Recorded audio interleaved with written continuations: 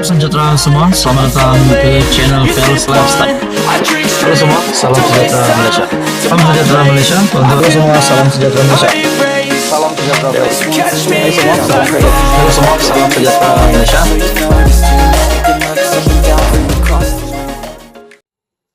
Muhyiddin Yassin sebagai Presiden Bersatu. Ada yang menggesa Muhyiddin Yassin untuk meletakkan jawatan, tetapi ada juga yang menyokong Muhyiddin Yassin sebagai Presiden Bersatu. Di samping hari ini adalah Muhyiddin Yassin ataupun Mahyadin adalah pengurusi Perikatan Nasional. Namun dengan apa yang dihadapi oleh Muhyiddin hari ini, pertama berkaitan dengan peralihan sokongan 4 MP Bersatu. Kedua, berkaitan dengan kes Mahkamah Muhyiddin Yassin.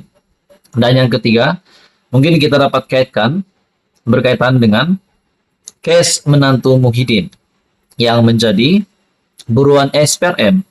Bukan saja SPRM, tetapi juga melibatkan International Police ataupun polis antarabangsa ataupun Interpol.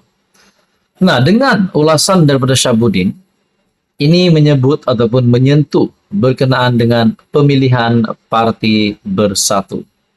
Adakah Muhyiddin Yassin patut mempertahankan jawatannya? Dengan kedudukan Mahyadin sudah tepu kerana pernah menduduki kerusi Perdana Menteri sebelum ini. Selain ada kes mahkamah serta isu menantu yang melarikan diri.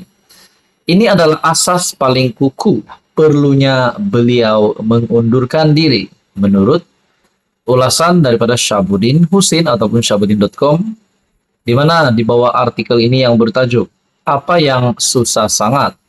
Mahyadin umum undur diri, licinlah proses peralihan kuasa."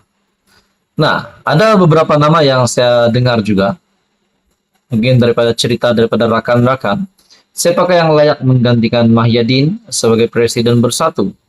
Pertama, adakah Ketua Pembangkang hari ini Hamzah Zainuddin? Ataupun mungkin juga Azmin Ali? Nah, di dalam artikel ini, berdepan desakan yang kian meningkat yang mahukan beliau melepaskan jawatannya, Presiden Bersatu Mahyadin ternampak semakin sedar tentang realiti. Ahli Parlimen Pagoh itu dilaporkan mengambil maklum dengan gesaan perlunya perubahan dalam kepimpinan parti yang didakwa ada kelompangan dan perlu dibaiki menjelang pilihan raya umum ke-16. Katanya, apa yang menjadi keutamaannya berkaitan perkara tersebut ialah agar peralihan pimpinan Bersatu berjalan lancar jika beliau memutuskan untuk berundur diri. Bagaimanapun, Mahyadin dalam masa yang sama belum dapat mengesahkan sama ada ingin berundur atau masih mempertahankan jawatannya dalam pemilihan akan datang. Saya masih mempertimbangkan sama ada mempertahankan kedudukan atau sebaliknya pada pemilihan parti yang dijadwalkan pada tahun hadapan, kata Mahyadin. Nah, saudara-saudara, sekiranya Muhyiddin Yassin mengundurkan diri meletakkan jawatan sebagai Presiden PAS, siapakah yang akan ataupun siapakah yang relevan untuk menggantikan Mahyadin? Anda boleh komen calon-calon di bawah yang Anda rasa layak untuk menggantikan Muhyiddin Yassin.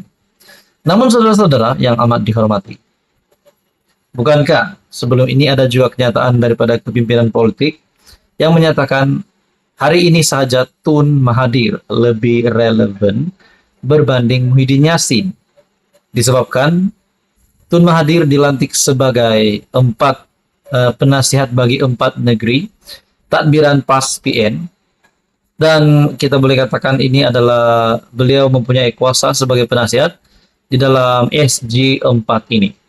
Nah, saudara-saudara yang amat dihormati, bukankah kalau Muhyiddin Yassin meletakkan jawatan sebagai Presiden Bersatu, bukankah kenyataan di mana yang menyatakan Tun Mahathir lebih relevan itu akan lebih menjadi reality? Adakah hari ini Mahathir yang berumur 98 tahun lebih hebat, lebih relevan berbanding Muhyiddin Yassin? Ataupun mungkin saja Mahathir yang menjadi presiden bersatulah. Mungkin itu pun tak mustahil juga berlaku. Saudara-saudara yang amat dihormati, menurut Anda, siapa yang layak untuk menjadi presiden bersatu? Walaupun kita tahu Muhyiddin Yassin berkata bahwa belum pasti akan mengekalkan kursi ataupun meninggalkan jawatan tersebut. Sekian saja, teruskan bersama di dalam channel ini untuk info yang seterusnya. Mohon bantu channel ini dengan menekan butang like, share, dan juga subscribe. Tun Dr. Mahathir Mohamad tak ada harapan lagi. Muhyiddin Yassin pun tak ada harapan lagi. Hadi Awang pun tak ada harapan lagi. Hamzah Zainuddin pun tak ada harapan lagi. Disebabkan Datuk Seri Anwar Ibrahim sudah pun menjadi Perdana Menteri selama setahun. Dan apa kesan yang baik sudah dibawa oleh Datuk Seri Anwar Ibrahim? Saya sebagai rakyat Malaysia, secara mata kasar, saya dapat lihat bahwa ada saja pendedahan daripada SPRM, tangkapan, ada saja yang direman, ditahan. Semua berkaitan dengan rasuah. Bukan saja melibatkan pemimpin-pemimpin politik yang kecil, tetapi juga melibatkan pemimpin politik yang besar. Contohnya Muhyiddin Yassin, Wan Saiful Wanjan, dan yang terkini, Syed Saddiq. Nah, saudara-saudara, adakah ini semua disebabkan reformasi yang dinyatakan oleh Datuk Seri Anwar Ibrahim setahun selepas beliau memegang jawatan sebagai Perdana Menteri? Kita boleh katakan Datuk Seri Anwar Ibrahim kekal menang di atas pemimpin-pemimpin yang saya sebut tadi, yang tak ada harapan. Tak ada harapan untuk menjadi Perdana Menteri, untuk melanggar Datuk Seri Anwar Ibrahim, untuk menggulingkan kerajaan Datuk Seri Anwar Ibrahim. Disebabkan 2/3 sokongan ahli parlimen pun sudah ada di tangan Datuk Seri Anwar Ibrahim ataupun selaku pemimpin kerajaan perpaduan. Nah, saudara-saudara, apa yang berlaku selepas Datuk Seri Anwar Ibrahim menjadi Perdana Menteri? Sesuai perkongsian daripada artikel dari Malaysia Kini, setahun PM Anwar, perangi rasuah tahap maksimum, payung rahmah buat rakyat. Wow.